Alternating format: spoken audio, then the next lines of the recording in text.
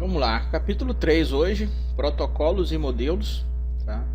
Hoje a gente vai estar falando um pouco sobre o- os conceitos de modelo, regras, o que é um protocolo. Aqui tem um vídeo que explica os dispositivos, né, dentro de uma bolha. Vou deixar para vocês assistirem esse vídeo depois. No capítulo 3, modelos e protocolos, vamos começar falando sobre fundamentos das comunicações. Assim como nós, quando a gente está falando com alguém, né, existe sempre quem é o remetente da mensagem, o destinatário, que é quem vai receber e interpretar aquela mensagem, e tem um canal de comunicação, que é por onde essa mensagem vai estar trafegando, né? Então, um protocolo, isso define um protocolo de comunicação. Então, por exemplo, quando a gente atende o telefone, alô, aí a pessoa lá sabe que a gente entendeu. Quem não fala alô, fala outra coisa. Então, a pessoa identifica que alguém atendeu e a comunicação foi estabelecida. E aí você consegue conversar. Aí vocês vão trocar mensagem, tem um meio que vai estar trafegando essa mensagem, tem um padrão que vai permitir e definir como que essa mensagem vai ser entendida.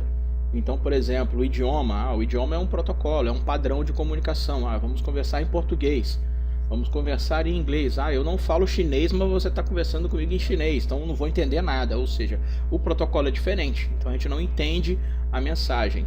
Então o protocolo é mais isso também, ou seja, são as regras que vão definir como que aquela comunicação vai ser implementada, como que ela vai ser preparada, como que ela vai ser identificada e entendida, digamos assim, né? Então isso é o protocolo dentro das comunicações. Então o protocolo de rede, ele vai definir codificação das mensagens, formatação do encapsulamento, tamanho, tempo e as opções de envio, tá? Então, na codificação das mensagens, tá? O que ela vai fazer? A codificação é o processo de conversão dessas informações, começando a preparar para que ela fique aceitável para poder fazer a transmissão, tá? E a decodificação é lá no destinatário, que é o processo que vai decodificar, vai abrir a mensagem para poder entregar para quem é de direito, digamos assim.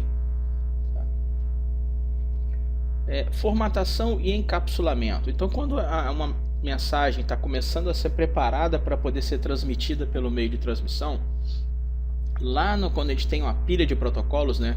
A pilha de protocolos são várias camadas dentro de um modelo padrão, ou modelo TCP/IP, ou modelo OSI, onde cada camada ela é responsável por fazer uma coisa, tanto no processo de encapsulamento da mensagem. Encapsulamento é no momento em que o computador, digamos assim, o equipamento começa a preparar alguma coisa para poder transmitir. Então a gente está usando uma aplicação, estou navegando aqui e quero acessar um site. Então o meu computador vai mandar uma requisição pela rede. Então vai sair lá da camada de cima, que é a camada de aplicação. A aplicação é o que? É o browser que eu estou utilizando. E vai começar a encapsular essas mensagens, descendo pela pilha de protocolo até chegar lá no meio de transmissão. Então esse encapsulamento dessas mensagens consiste nisso. Em cada uma dessas camadas que vai passando, ela vai fechando envelopes. É como se fosse fechando envelopes e joga para a camada de baixo, aí adiciona mais informação, coloca aquilo dentro de um novo envelope, fecha esse envelope, joga para a camada de baixo, adiciona mais informação, fecha tudo aquilo dentro de um novo envelope e assim vai. Então está encapsulando parte a parte da pilha do protocolo, de cada uma daquelas camadas, até chegar no meio de transmissão. Então, esse é o processo de encapsulamento. Então uma carta, quando a gente faz aí, hoje em dia a gente praticamente nem usa carta mais, de mandar pelo correio, né?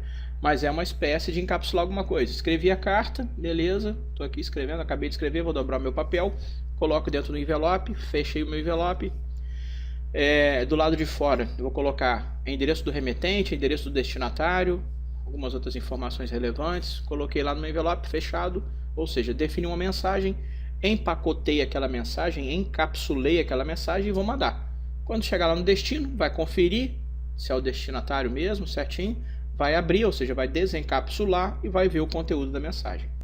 O tamanho da mensagem, ou seja, por conta dos meios de transmissão, essa mensagem ela tem um tamanho definido, não pode ser à torta direito, porque ela tem que ser preparada para ser jogada no meio de transmissão. Então ela tem tamanhos definidos, tá? Então, dentro de uma rede, quando o tráfego está passando pelo meio de transmissão, existe MTU, né, que é o tamanho máximo da unidade que vai ser definido para poder passar aquele quadro pela rede, porque se for muito grande vai ter problema, então ele começa a quebrar aquilo em pedaços menores, cada um desses pedaços vão ter os seus devidos endereços de origem, de destino, vão ser definidos algumas outras informações da camada que está participando, está passando ali no momento do encapsulamento, para poder ser feito esses pedacinhos, né, que a gente vai chamar lá na frente de segmentos. Isso vai ser uma segmentação dentro do tamanho dessas mensagens para poder ser encaminhado pela rede. Temporização, a temporização é para justamente controlar aquilo no meio de transmissão, porque eu tenho que ter um controle de fluxo, que é o processo que gerencia a taxa de transmissão pelo meio de transmissão. Eu tenho que ter um tempo limite de resposta, porque estou mandando uma mensagem, mas não recebeu, vai ficar esperando aquilo eternamente? Não, tem que ter um período para saber se vai receber ou não, senão aquilo vai ser descartado. Tá? E o método de acesso, que é o método de acesso é para acessar o meio de transmissão. Como que aquilo vai ser, como que assim, a grosso modo, o meu computador, a minha placa de rede, vai acessar o meio de transmissão, que é por onde aquela informação vai trafegar lá. Se for meio de cabeamento metálico, vai ser convertido aquilo nos bits lá, em impulsos elétricos. Se for rede sem fio, vai ser via o ar, meu meio de transmissão é o ar. Então, como que é o método para acessar esse meio, para poder colocar a informação que vai estar passando pela rede ali? Então, isso é um método de acesso de acordo com o meio de transmissão. Algumas maneiras de estabelecimento da comunicação, tá, de opções de envio. Nós temos unicast, multicast e broadcast. O que é o unicast? De 1 para 1. Então eu tenho um computador aqui, tá? E ele vai se comunicar com apenas um computador. Então ele vai somente com de 1 para 1. Já o método multicast, ele vai de 1 para alguns dentro do grupo, para muitos dentro do grupo. Então ele vai lá, seleciona aquilo e manda o pacote ou manda a informação. Informação multicast ela é muito utilizada como, por exemplo, quando a gente tem protocolos dinâmicos de roteamento numa rede, que é para poder um aprender a rota do outro. E aí ele vai se comunicando dentro de grupos de multicast, ou seja, grupos que possuem aquele mesmo endereço de comunicação de destino dentro do grupo. Então vai mandando sempre para aqueles específicos. E o broadcast é o que vai para todo mundo na rede. Vai para todo mundo. Esse é o broadcast. O broadcast pode se tornar um grande problema na nossa rede, porque ele gera muito tráfego e aí a rede pode perder performance e ter problema. Então aqui, um para muitos e um para todos, que é o broadcast. Então, tópico 3.1, a gente já está aqui no verificação da sua compreensão, um exercíciozinho para vocês fazerem depois. E a gente vai para protocolos. Então, o que o protocolo de rede ele vai fazer? Para que haja comunicação na nossa rede, nós vamos ter sempre lá os equipamentos, que são os hosts, né? Os hosts são os dispositivos que vão estar conectados naquela rede, possuem devidamente endereçamento para funcionar naquela rede. Eu tenho os protocolos, tá? Os protocolos são aquelas regras que vão definir como que aquela comunicação vai ser feita. É ela que vai definir como que o dado vai ser preparado, como que o dado vai ser codificado, como que o dado vai ser colocado no meio de transmissão. Depois vai definir também lá na recepção como que ele vai decodificar, pegando do meio de transmissão e entregando para a máquina, como que ele vai preparar e descompactar, digamos assim, né? Desencapsular para poder entregar até a aplicação no servidor. Então ele que vai definir como que essa comunicação vai ser feita. Então, protocolos de comunicação de rede, nós temos Ethernet, que é um protocolo já da camada de enlace. Temos o protocolo TCP, HTTP, TCP/IP, então são protocolos. Protocolos de segurança, tudo isso aqui, na verdade, quando a gente fala do modelo de protocolos, tem um modelo TCP/IP, ele é uma pilha de outros protocolos. Então, dentro do modelo do protocolo TCP/IP, cada uma daquelas camadas que existem ali no modelo TCP/IP, assim também no modelo OSI também, porque um modelo deriva do outro, cada uma daquelas camadas existem outros protocolos ali que são responsáveis por algumas funções específicas. Então, o protocolo de rede, ele é responsável por uma variedade de funções necessárias para a comunicação dos dispositivos. Tá? Então, nós temos aqui endereçamento IP, dados IP, é o Internet Protocol, é o número que identifica aquele dispositivo na rede, tá? E os dados que vão ser trafegados. Então, a gente tem endereçamento, que identifica o endereço do remetente e do destinatário. Então, a gente pode ter endereçamento IPv4 e IPv6, a confiabilidade, que é, por exemplo, o protocolo TCP, que é um protocolo da camada de transporte, que ele trabalha com garantia da entrega da informação. Já se a gente tiver o UDP, ele não faz isso. Também controle de fluxo, o TCP também faz isso. O TCP, a gente vê que ele é a própria pilha, né, que é TCP e IP, TCP e IP. O modelo TCP/IP. Então o TCP cuida desse controle de fluxo, de entrega garantida, e o IP cuida do endereçamento. O TCP também faz o sequenciamento na medida que a gente tem já falei que as mensagens vão sendo quebradas e definidas com tamanhos pequenos, né? Isso a gente chama de segmento. O TCP ele faz o sequenciamento desses segmentos, ou seja, uma numeração de ordem, digamos assim, para que ele consiga chegar lá no final e colocar reordenar isso que quando a gente usa o TCP dentro da camada de transporte. Detecção de erros, se no meio de transmissão que está sendo transmitido está tendo algum problema e pode danificar aquela informação que está trafegando ali. Então tudo isso vai acontecer no próprio protocolo que vai verificar isso. Interfaces de aplicação, ou seja, nós estamos aqui usando uma aplicação, eu estou navegando na web, a gente está usando uma aplicação de videoconferência, então isso são o que? São as aplicações que nós utilizamos dentro da pilha, que está lá em cima no topo da pilha. Então, a interação de protocolos é justamente isso. Aqui a gente já tem um exemplo do modelo TCP/IP. Só que o modelo TCP/IP, eu tenho esse modelo de 4 camadas, onde em cada camada eu tenho outros protocolos. Então aqui ele está me dando exemplo de protocolos de cada uma dessas camadas. Porque o modelo TCP/IP ele é composto aqui de baixo, o nome é acesso à rede, depois vem internet ou interredes, depois vem camada de transporte e aqui a camada de aplicação. Então aqui ele já está me dando um exemplo de cada um protocolo que existe numa dessas camadas. Lá embaixo, o protocolo Ethernet, que é o protocolo que cuida dos quadros, que cuida de acessar o meio físico de transmissão. Na camada de internet, o protocolo IP, que é o protocolo que cuida do endereçamento. Na camada de transporte, o protocolo TCP, que é o protocolo que cuida do transporte dos dados. E na camada de aplicação lá em cima, o HTTP, que é a aplicação que a gente está usando para navegar. HTTP, HTTPS, se for com segurança. Então, tudo isso. Aqui, mais um exercício para vocês fazerem. Ó, BGP e OSPF são protocolos de roteamento. Tá? Então, ó, os protocolos, muitas vezes, a gente tem que trabalhar com outros protocolos para que consiga funcionar. Por isso que há essa interação na própria pilha, tá? Na verdade, um protocolo da camada de baixo, ele sempre vai dar suporte ao protocolo da camada de cima. Por isso que os modelos, eles são um grupo de protocolos. Quando a gente pega um determinado modelo, ele é uma pilha de protocolos que a gente chama. Justamente porque no momento que eu estou começando a fazer uma transmissão, uma camada vai mandando informação para outra e um protocolo vai sendo encapsulado pelo outro. Um protocolo tem certa função, o outro já vai fazer outra função, eles vão não vão se misturar, mas na verdade cada pedaço que vai ser criado em cada uma daquelas camadas, que a gente chama de PDU, esses pedaços são chamados de PDU, e ali eles vão adicionando informações relativas àquela camada e vai sendo encapsulado até chegar no momento da transmissão. Então aqui, ó, nós temos no modelo TCP/IP, tá? Então no modelo TCP/IP, esse daqui, ó, é o modelo TCP/IP, é um modelo de 4 camadas.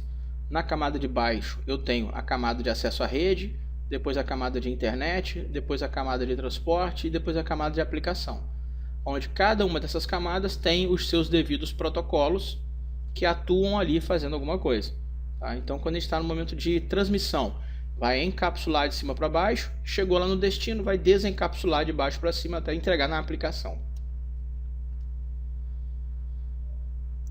Então aqui novamente exemplo do protocolo TCP/IP, tá? Ele está disponível no aplicativo, transporte, internet, não há TCP/IP na camada de acesso à rede. A camada de acesso à rede que está aqui embaixo ela cuida de acesso, realmente, como o próprio nome diz, né, acesso ao meio de transmissão. Ela cuida de quando existe comunicação numa mesma rede local, uma mesma LAN que a gente chama, tá? Essa comunicação ela é feita a nível de o que a gente chama de protocolo de camada 2 do modelo OSI. Aqui a gente está vendo o modelo TCP/IP, mas existe o modelo OSI, que é o modelo da qual o TCP deriva dele, tá?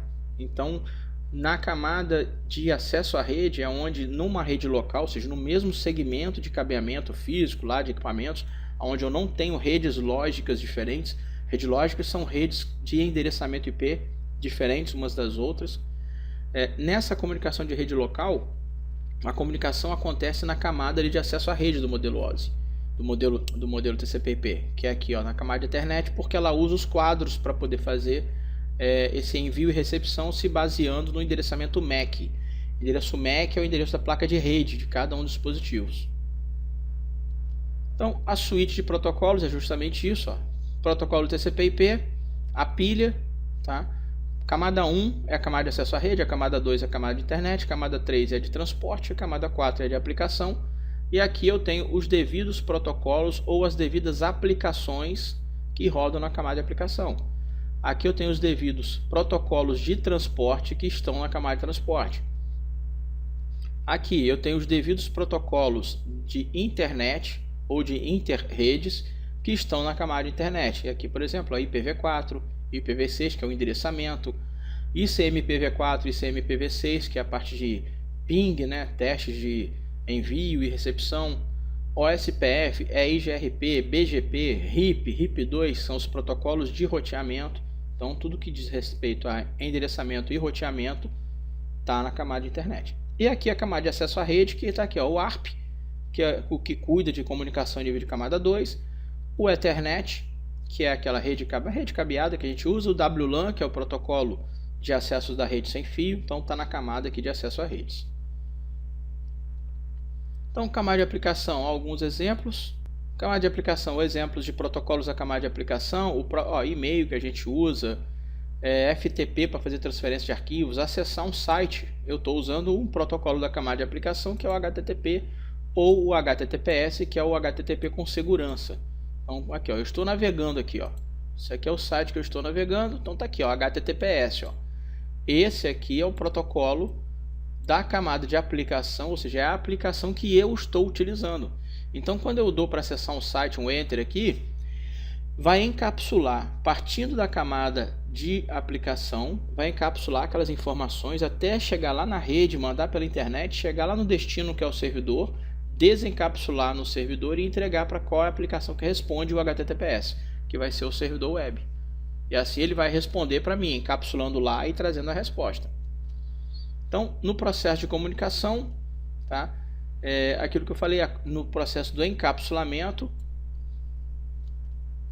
a gente vai ter aqui, ó, estou acessando lá na camada de aplicação, estou gerando os dados, tá? Gerei meu dado, encapsulou, jogou para a camada de transporte, aquela PDU virou um segmento, porque aqui na camada de transporte vai adicionar os protocolos de transporte, gerou PDU segmento, mandou para a camada de baixo, que vai adicionar endereçamento IP, endereço de origem, endereço IP de destino, vai virar uma nova PDU chamada pacote, encapsulou, jogou para a camada de baixo, que é a camada de acesso à rede, usando o protocolo Ethernet, que vai fazer o encapsulamento novamente numa PDU chamada quadro Ethernet, e aqui vai ter informação de endereço MAC de origem, endereço MAC de destino, que é o endereçamento da própria placa de rede, e aí ele joga no meio de transmissão. A Ethernet vai ser responsável também por acionar o meio de transmissão, acessar o meio de transmissão, codificar aquele quadro que vai ser jogado no meio de transmissão e sinalizar de acordo como é o meu meio de transmissão. Se for rede sem fio, vai ser uma codificação. Se for cabeamento metálico, vai ser outra codificação. Se for fibra ótica, vai ser outra codificação. Quem vai cuidar disso é a minha camada aqui, ó, de acesso à rede, que é quem acessa também o meio de transmissão. Transmitiu, virou bit, ó, virou 1 e 0 para fazer a transmissão pelo meio de transmissão. Quando chegar no destino, acontece o processo de desencapsulamento. Recebeu aqui, desencapsulou, entregou a PDU para a camada de internet, verificou endereçamento IP de origem e destino, desencapsulou, entregou transporte para a camada de transporte, segmento TCP, e aí ele vai conferir, é TCP, ele tem que garantir a entrega, integridade dos dados, verificou, entregou para a aplicação, que vai ser qual a aplicação? Se eu usei lá em cima usando o HTTP, vai entregar para a aplicação que responde por requisições HTTP, que é meu servidor web. O que acontece? Todos esses protocolos que nós utilizamos, eles são definidos, são criados, né, mundo afora aí, e eles precisam seguir determinados padrões. Por quê? Esses padrões é que vão definir como que esses protocolos vão trabalhar, porque nós temos N fabricantes de equipamentos. Então eu não posso, por exemplo, como acontecia isso antigamente. Eu tinha a Rede Novell. A Rede Novell trabalhava com o protocolo IPX-SPX. Aí a rede Microsoft trabalhava com o protocolo NetBEUI. Se eu tivesse rede Microsoft e rede Novell no mesmo meio de transmissão, eles não se comunicavam, porque eram protocolos diferentes. Tá? Ou seja, eu tinha padrões diferentes de comunicação e aí eles não conseguem conversar. Aí é a velha história do idioma, né? Um fala japonês, o outro vai falar russo, mas ninguém sabe o idioma do outro, então não se comunica. Essa padronização, quando definiu, hoje basicamente tudo é via TCP/IP, modelo TCP/IP, isso foi padronizado de maneira internacional. Todos os fabricantes de equipamentos, quando eles vão fabricar alguma coisa que vai ser especificamente para rede Ethernet, eles vão ter que seguir uma padronização, uma normatização internacional que vai fazer com que os seus equipamentos eletrônicos sigam aquelas regras de comunicação. E aí, um fabricante de uma placa de rede A, quando tiver numa rede que tem fabricantes de placa de rede B, elas vão se falar. Por quê? Porque elas conhecem e são codificadas, preparados com um mesmo padrão de comunicação. Então são essas instituições internacionais que definem isso. Vocês, ao longo dos cursos de rede de vocês aí, que vocês vão seguir na graduação, cursos por fora, vocês vão ouvir falar muito dessas siglas aqui, I3E, IETF, IANA, que é a instituição que organiza a distribuição de endereçamento IP no mundo. O I3E regulamenta padrões de protocolos, protocolo Ethernet, protocolo de rede sem fio, protocolo de Bluetooth, tudo isso é no I3E. EIA-TIA, que mexe uma das coisas mais básicas, conectorização de cabo de rede. Então vocês vão ouvir falar muito disso. Tá? Então tem os padrões, são redigidos, por exemplo, lá na Internet Society. Aí abaixo vão ter outras instituições, e essas outras instituições vão seguindo as normatizações e vão fazendo essa regulamentação das normatizações aí para o padrão mundial aí que todo mundo tem que seguir. Endereçamento IP, a IANA que cuida disso, e a IANA é a instituição mundial. Aí abaixo dela vai ter LACNIC, por exemplo, que é quem cuida da América Latina. Dentro da LACNIC aí vai ter a do Brasil, vai ser a da Argentina. No Brasil é o NIC-BR. Então uma é tipo uma árvore, né, que vai se expandindo, porém sempre tem uma acima que é quem vai estar gerenciando aquilo. E aí vai ter que seguir aquela normatização. Parte eletrônica, I3E, EIA, TIA, então é quem cuida dessas parte eletrônica, por exemplo. Então está aqui, 802.11, é uma normatização do I3E, que é o Instituto de Engenheiros Eletrônicos e Elétricos. Então quem define, por exemplo, rede sem fio é o I3E 802.11. Então placa de rede sem fio, quando ela vai ser fabricada, ela tem que seguir essa normatização 802.11.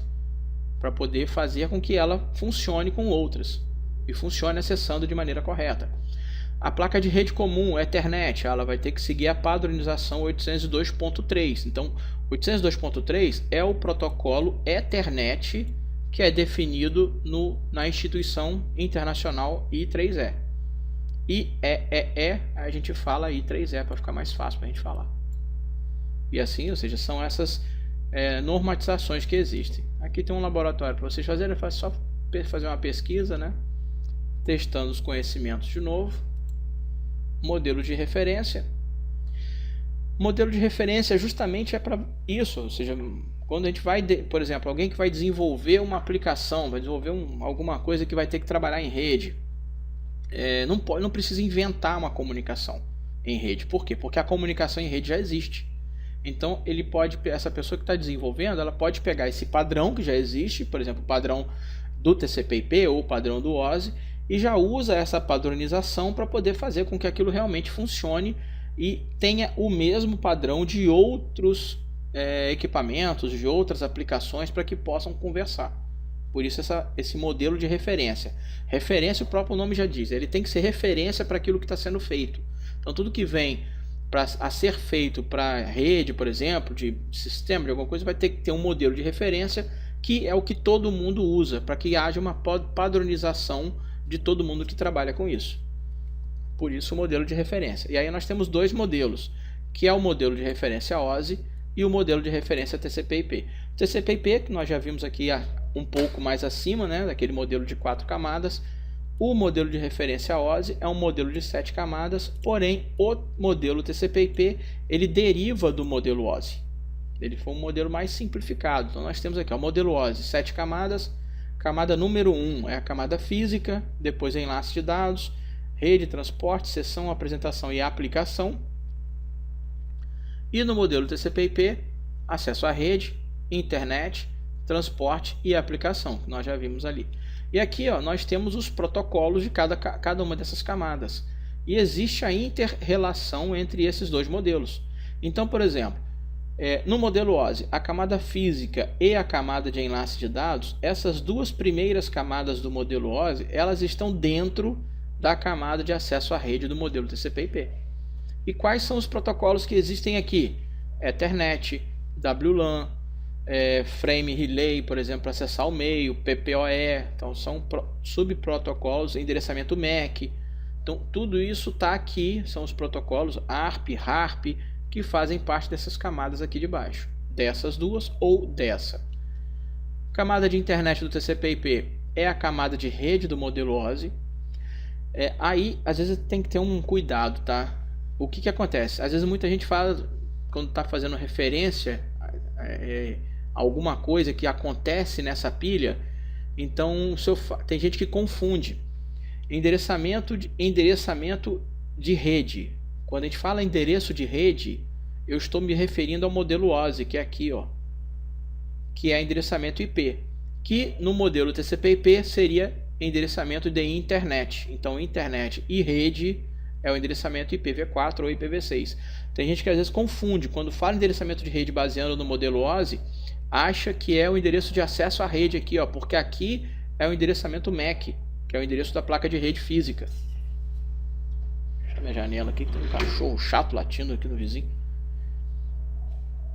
Então acontece esse tipo de confusão, às vezes, então tem que ter cuidado. Modelo OSI, modelo de 7 camadas, cada camada tem a sua função.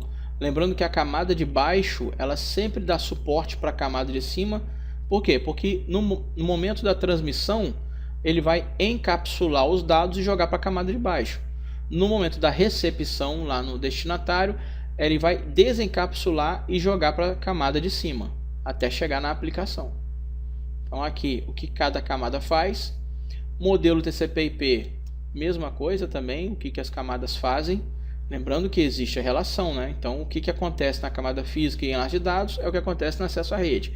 O que acontece na camada de sessão, apresentação e aplicação é o que acontece na camada de aplicação do modelo TCP/IP. Então a comparação entre os modelos, a gente acabou de ver. Rastreador de pacotes, investiga, está aqui, faz um exercíciozinho para vocês fazerem no PACT 3, é só baixar, fazer e seguir as orientações. Encapsulamento de dados, ou seja, segmentando mensagem. Então, conforme eu já falei, quando um equipamento está transmitindo, ou seja, a gente está numa máquina aqui e eu quero acessar um servidor web, uma página da internet que está nesse servidor aqui, rodando a aplicação de servidor web. Então, quando eu dou um www.ifrj.edu.br aqui e dou um Enter, aquilo startou o que? Uma aplicação. A aplicação HTTP, que está lá em cima da camada de aplicação. E aí vai encapsular aqueles pedaços que vão ser gerados, porque a gente viu que tem tamanho fixo, né? Tamanho delimitação. Ele vai encapsular aquilo ali, vai gerar o segmento, vai gerar os pedaços. Cada pedaço de cada uma dessas camadas a gente chama de PDU. Então vai gerar PDU de dados, que é lá na aplicação, e vai jogar para a camada de baixo. E aí vai ser encapsulando, tá? Ou seja, a segmentação vai gerar vários pedaços até chegar, e esses pedaços vão ser transmitidos, tá? Então, esses pedaços a gente chama de segmentos, ou seja, são os pedacinhos, são as PDUs que vão ser transmitidas pela rede. Numa rede, por exemplo, na internet, cada pedacinho desse, ele recebe endereçamento IP de origem, endereçamento IP de destino, recebe uma série de informações. E ele pode pegar, inclusive, caminhos diferentes de uma origem até um destino. Obrigatoriamente não vai ser pelo mesmo caminho. Por isso que às vezes precisa daquela ordenação dos segmentos, que é a numeração desses segmentos, para que quando chegue no destino, dependendo do protocolo de transporte, se for TCP ou UDP, se for o TCP, ele tem que fazer uma entrega ordenada para a aplicação. Então ele vai ter que receber aquilo, conferir a numeração da ordem, colocar na ordem certa e entregar para a aplicação. Se for o UDP, não há essa questão da numeração. Ele não está nem aí. Chegou na ordem que está chegando, ele vai entregar para a aplicação, com erro ou sem erro. Tá? Então a segmentação é isso, é essa divisão de partes menores para transmitir pelo meio de transmissão. Já a multiplexação, a gente viu aqui que somente uma pessoa transmitiu. Se eu tenho um único meio de transmissão compartilhado, antigamente acontecia muito isso, quando a gente usa hub acontece isso, quando a gente usava cabeamento de cabeamento coaxial para montar uma rede acontecia isso, ou seja, eu tenho um meio de transmissão compartilhado, eu não tinha condições de duas pessoas transmitirem ao mesmo tempo, porque daria colisão e ninguém ia transmitir nada, tá? Porque eles compartilham o meio de transmissão. Então existe a questão da multiplexação do canal. A multiplexação ela permite fazer com que várias pessoas utilizem o mesmo canal de comunicação, porém, ou seja, como está tudo segmentado agora, vários pedacinhos, um manda um pedacinho, outro manda um pedacinho, um manda um pedacinho, outro manda um pedacinho, então permite o uso compartilhado do meio, tá? Fazendo a multiplexação do canal. É como se eu pegasse o canal de transmissão e dividisse esse canal para várias pessoas utilizarem. Essa multiplexação, indo um pouco mais a fundo, ela pode ser por tempo de divisão de frequência, por tamanho. Então tem vários tipos de multiplexação que a gente pode usar dentro do canal de transmissão. Mas por enquanto não é objeto de estudo nosso isso daqui não. Então esse sequenciamento, ou seja, a segmentação e a multiplexação, precisa que aconteça muitas vezes essa questão do sequenciamento, principalmente se acontece usando o protocolo TCP para transmissão, justamente para poder chegar no servidor e saber quem é quem, né? O pacote que vem, o segmento que vem de A ou de B, para poder interpretar e saber também por quê, porque ele vai ter que responder. Quando ele responder, tem que saber para quem está respondendo. Então vai ser o remetente inicial, né? Ele vira destinatário na resposta. Então ó, o processo de rotular é para justamente fazer essa ordenação aqui, tá? Na hora de entregar, antes de entregar para a aplicação. Porém, essa ordenação, esse sequenciamento só acontece se for protocolo de transporte TCP. Então, aqui, ó, aquilo que eu falei, a PDU é gerado, é o que a gente chama de cada pedaço que vai ser gerado em cada uma das camadas. Aqui o exemplo da segmentação, então quando a gente está acessando alguma coisa, vai gerar o dado, gerou PDU, dado lá na camada de aplicação, encapsulou, ou seja, colocou dentro do envelopezinho e mandou para a camada de baixo. A camada de baixo é quem? É a camada de transporte. Então olha só, ela recebeu o dado, que é a PDU de dados que veio da aplicação, aí a camada de transporte ela vai adicionar informações da camada de transporte, que vai ser o cabeçalho da camada de transporte, pegou isso tudo aqui, ó, encapsulou dentro de um novo envelope. Esse novo envelope, essa nova caixinha, vai ter o nome de segmento, é a PDU segmento. E aí, ó, vai pegar esse segmento e mandou para baixo, para a camada de internet. Então tá aqui, ó. O que chegou aqui na camada de internet? Chegou o cabeçalho de transporte e o dado, esses dois aqui juntos dentro de um envelope compõem a PDU segmento. E aí, ó, a camada de internet vai fazer o que? Adiciona o cabeçalho de rede, que é o cabeçalho da camada de internet. Aqui vai vir o que? Informações de endereçamento IP de origem, endereçamento IP de destino, informações de roteamento. Feito isso, encapsula tudo isso aqui dentro de um novo envelope que vai gerar a PDU chamada pacote. pegou esse pacote e jogou para a camada de baixo. Então tá aqui, ó, chegou na camada de baixo. Essas 3 do meio aqui é a PDU pacote no envelopezinho. Essa camada de baixo aqui é aquela camada de acesso à rede, tá? Num primeiro momento, o que ela vai fazer? É a única camada que adiciona informação no início, cabeçalho do quadro, e no final, trailer do quadro, tá? Então, nessa camada de acesso à rede aqui, ó, adicionou o cabeçalho do quadro, e aqui são informações como, por exemplo, endereçamento MAC de origem, endereçamento MAC de destino. Endereço MAC é o endereço da própria placa de rede, né? De destino, tipo do quadro, tamanho, tudo isso.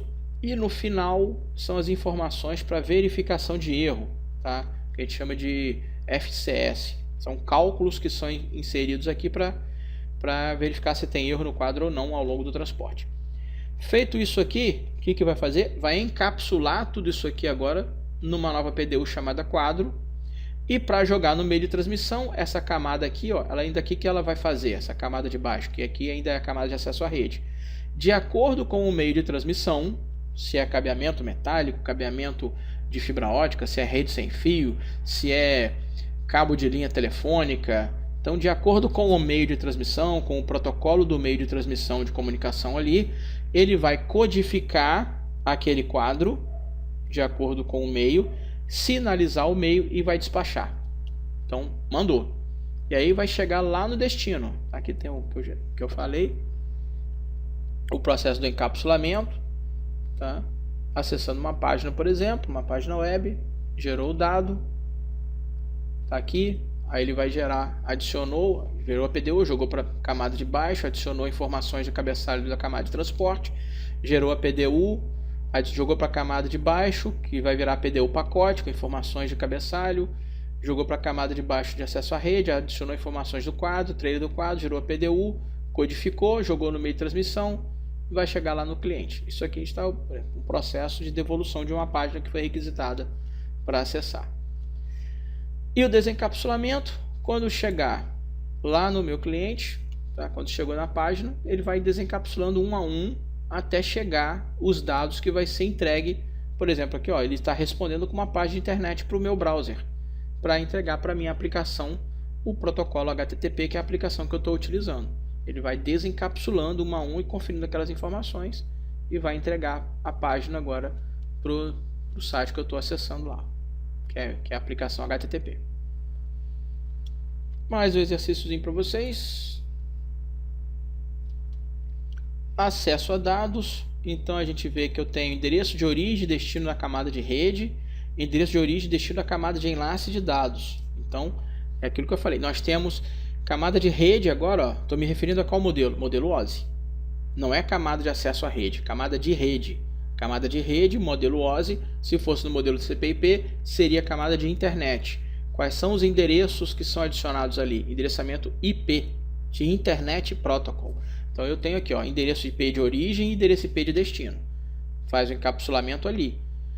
Quando joga para a camada de acesso à rede, enlace de dados no modelo OSI, tá vendo? Ó? Que é a camada de acesso à rede no modelo TCP/IP, ali acontece endereçamento de origem e destino, porém o endereço de origem e destino da camada de enlace de dados é o endereço físico, é o endereço de MAC da placa de rede, MAC address, tá? Que é colocado ali. Então, endereço lógico de camada 3 é o endereçamento IP, ok? Então, IP de origem, IP de destino. Então, quando a gente fala endereçamento lógico, a gente está se referindo ao endereçamento IP, que é o endereçamento de camada 3 do modelo OSI, tá? Então, IP de origem, IP de destino. E quando eu tenho dispositivos que estão na mesma rede, ele vai se basear no endereçamento físico. Endereço físico é o endereço MAC. Então eu tenho rede lógica e rede física. Então, se eu estou na mesma rede lógica, e aí o TCP/IP ele vai ver isso quando, no primeiro momento, a comunicação starta de um IP de origem para um IP de destino, um endereço IP de destino. Porém, se o TCP/IP ele verifica que aquilo ali, tanto a origem quanto o destino, se eles fazem parte da mesma rede lógica, tá? Ou seja, da mesma faixa de endereçamento IP, ele vai saber que está na mesma rede física. Se está na mesma rede, o que ele vai fazer? Vai jogar para a camada de baixo, que é a camada de endereçamento lá onde acontece o endereçamento físico. E aí o que entra em cena para fazer a comunicação? Os devidos endereços MAC de origem e destino, porque aí vai ser o endereçamento, uma comunicação que a gente chama de comunicação de camada 2. Camada 2 é a camada de enlace de dados. Por quê? Porque está na mesma rede lógica, então está no mesmo segmento e aí ele sabe disso. Mantém endereçamento IP, mas a comunicação vai ser feita a nível de camada 2, camada de enlace de dados. Então tá aqui, ó. PC1 e PC2 aqui e servidor estão na mesma rede, tanto física, no mesmo segmento físico e na mesma rede lógica. Então a gente pode ver que aqui, ó, endereço IP 192.168.1.110, endereçamento IP do servidor 192.168.1.9. Ou seja, quem vai variar para endereçar os hosts num número de IP é o último, nesse caso aqui, e o 192.168.1 ele vai definir que é a mesma rede lógica. Então ele sabe que estão na mesma rede lógica. Se está na mesma rede lógica, quando o PC1 quiser comunicar com o servidor, ele mandou inicialmente uma requisição de destino para acesso ao IP 192.168.1.9. Porém, identificou que está na mesma rede lógica. O que ele vai fazer? Vai verificar o quadro endereçamento MAC de origem, endereçamento MAC de destino, e aí estabelece a comunicação de camada 2, ou seja, comunicação baseada em endereçamento físico, porque está no mesmo segmento. Agora, digamos que ele queira comunicar com o servidor que está lá do outro lado, ó, não está mais no mesmo segmento físico. E aí, então, ele vai identificar que o endereçamento IP de destino é diferente da rede que ele está, e aí o que ele faz? Manda para o gateway. Quem é o gateway? É o cara da rede, é o número de IP da rede que ele faz parte, que liga ele em outras redes diferentes. Então vai ser um número de IP que vai estar nessa porta aqui, ó. E aí manda para cá e aí o roteador vai encaminhar. E aí o roteador trabalha já com endereçamento de camada 3, já endereçamento IP. Ele faz o roteamento dos pacotes, ou seja, roteamento baseado com redes diferentes para poder encaminhar os pacotes de uma rede de origem para uma rede de destino diferente da rede de origem. Então, função dos endereços de camada de enlace, mesma coisa, tudo que eu acabei de explicar aqui, ele já está detalhando aqui. MAC de origem, MAC de destino, aqui é o endereçamento físico que eu acabei de falar. Quando estiver numa rede remota é aquela rede que eu falei, ó, ou seja, possui um número de IP diferente, e aí ele é rede remota, aí vai mandar para lá. Rede local está aqui e rede remota está aqui. Vai mostrando tudo aquilo que eu expliquei, com endereçamento IP, tá vendo? Vai mandando até chegar no servidor web. Então aqui, ó, PC1 agora quer acessar quem? Quer acessar o servidor web, que é uma rede diferente, uma rede lógica diferente. E aí então ele vai ter que mandar para os roteadores, e aí o tráfego aqui fica sendo como de endereçamento IP mesmo. Se for dentro da mesma rede local, vai fazer uma comunicação a nível de camada 2. Função do endereço de camada de enlace, dados, redes IPs diferentes. Aqui é o endereçamento MAC, também está escrito tudo isso que eu já expliquei agora para vocês, como que funciona essa comunicação. Laboratórios, instalar o Wireshark. O Wireshark é um programa de sniffer de rede para vocês fazerem teste. Você pode instalar o Wireshark no computador de vocês, manda capturar pacote, e aí quando vocês mandarem para acessar um site, ele vai capturar aquele pacote e vocês vão conseguir visualizar com mais detalhe essa comunicação a nível de baixo modo, digamos assim, né? E aqui para finalizar a compreensão e módulo prática, que é o resumo do que foi visto aqui, um exercício para vocês responderem também. A gente finaliza aí o capítulo 3, tá? Desse resumo breve. Na verdade o resumo é só para passar rápido mesmo sobre o capítulo, para vocês estudarem aí e lerem os conteúdos.